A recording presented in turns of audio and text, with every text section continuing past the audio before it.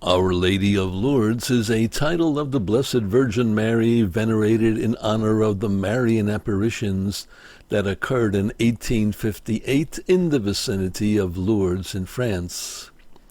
The first of these is the apparition of February 11, 1858, when 14-year-old Bernadette Soubirous told her mother that a lady spoke to her in the cave at Massabielle, while she was gathering firewood with her sister and a friend. Similar apparitions of the lady were reported on 18 occasions that year, until the climax revelation of Our Lady of the Immaculate Conception took place. On February 11, 1858, Bernadette went with her sister and neighbor to collect some firewood. After taking off her shoes and stockings to wade through the water near the grotto, she said she heard the sound of 2 gusts of wind, but the trees and bushes nearby did not move. A wild rose in a natural niche in the grotto, however, did move. I came back towards the grotto and started taking off my stockings. I had hardly taken off the first stocking when I heard a sound like a gust of wind. Then I turned my head towards the meadow. I saw the trees quite still. I went on taking off my stockings. I heard the same sound again.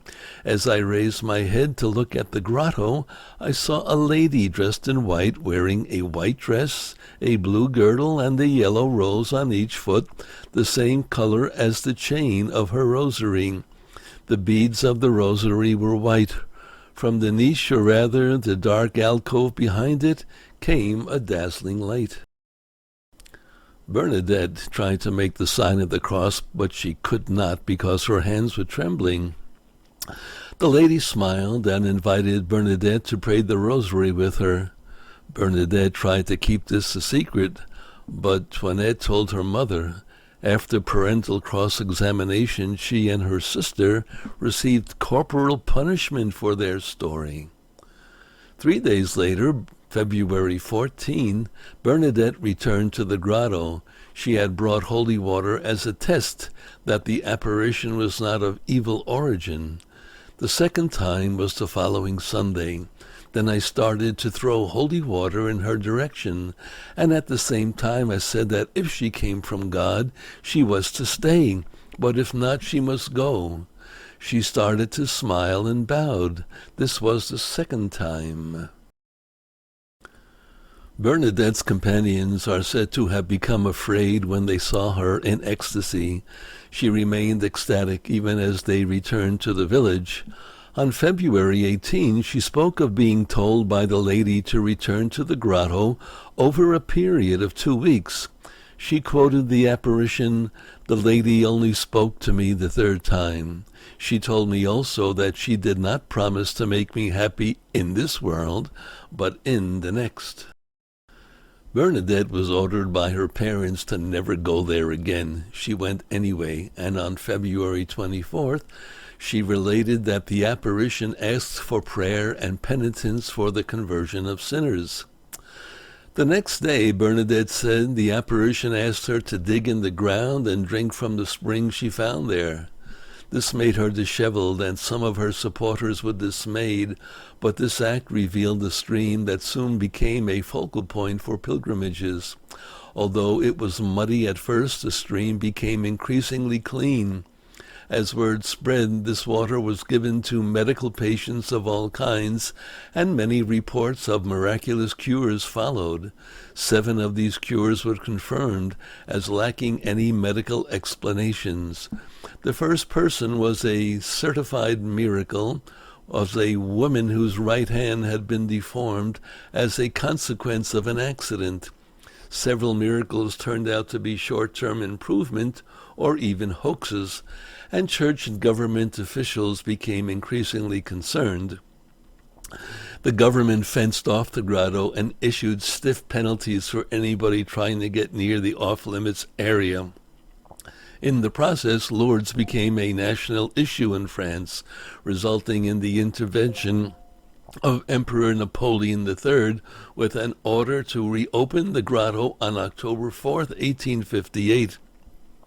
The church had decided to stay away from the controversy altogether.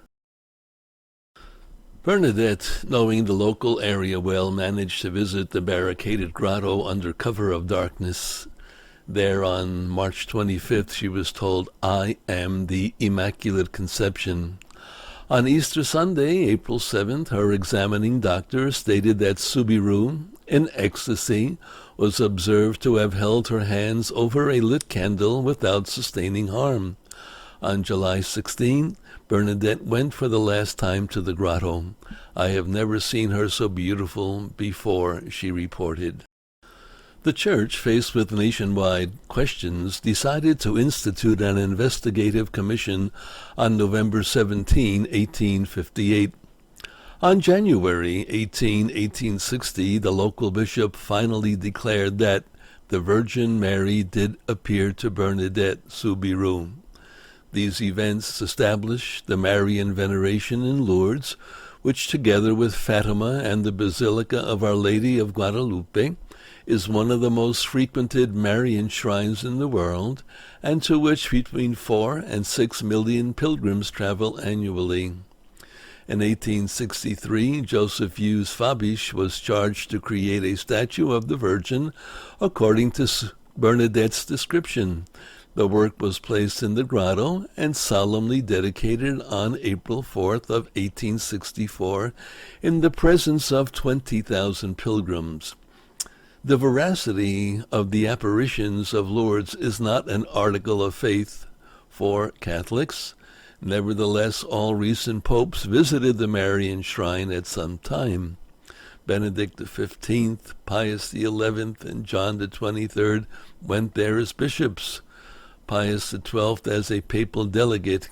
He also issued an encyclical, Le Pèlerinage de Lourdes, on the 100th anniversary of the apparitions in 1958. Pope John Paul II visited Lourdes 3 times during his pontificate and twice before as bishop. To ensure claims of cures were examined properly, and to protect the town from fraudulent claims of miracles, the Lourdes Medical Bureau was established at the request of Pope Pius X. It is completely under medical rather than ecclesiastical supervision. Approximately 7,000 people have sought to have their case confirmed as a miracle, of which only 69 have been declared scientifically inexplicable by the Bureau.